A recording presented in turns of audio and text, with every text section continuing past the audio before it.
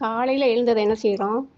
உடல் வளர்ச்சிக்குரிய உணவு உண்ற செயல் மட்டும்தான் நம்ம செய்கிறோம். இந்த உடலை வளர்க்கும் நோக்கமே என்னென்னா, உடம்பில் உள்ள உயிரை வளர்க்கத்தான். அதான் இவர் பாடுவார், உடம்பை வளர்த்தேன் உயிர் வளர்த்தேனே அப்படின்னு நம்ம திருமூலர் சொல்லுவார். உடலை வளர்க்கிறேன் என்று கூறி நம்ம பல தடவை சாப்பிடக்கூடாது. அதிகமாக உணவு உண்பவனுக்கு நல்ல எண்ணமே வராது. யானைக்கு அதிக உணவு கொடுத்தோம்னா அதுக்கு என்ன செய்யுமா? மதம் பிடிச்சிருமா.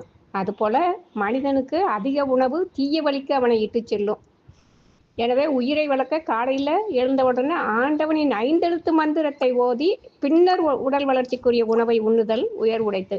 இதைத்தான் நம்ம அப்பர் பெருமான் பாடுவார். படைக்கலமாக உன் நாமத்து எழுத்து 5 என் நாவில் கொண்டேன், இடைக்களமல்லேன் எழுபிறப்பும் உனக்கு ஆட்செய்கின்றேன், துடைக்கினும் போகேன் தொழுது வணங்கி தூணீர் அணிந்து உன் அடைக்கலம் கண்டேன் அணிதில்லை சிற்றம்பலத்து அரணே அப்படின்னு பாடுவார்.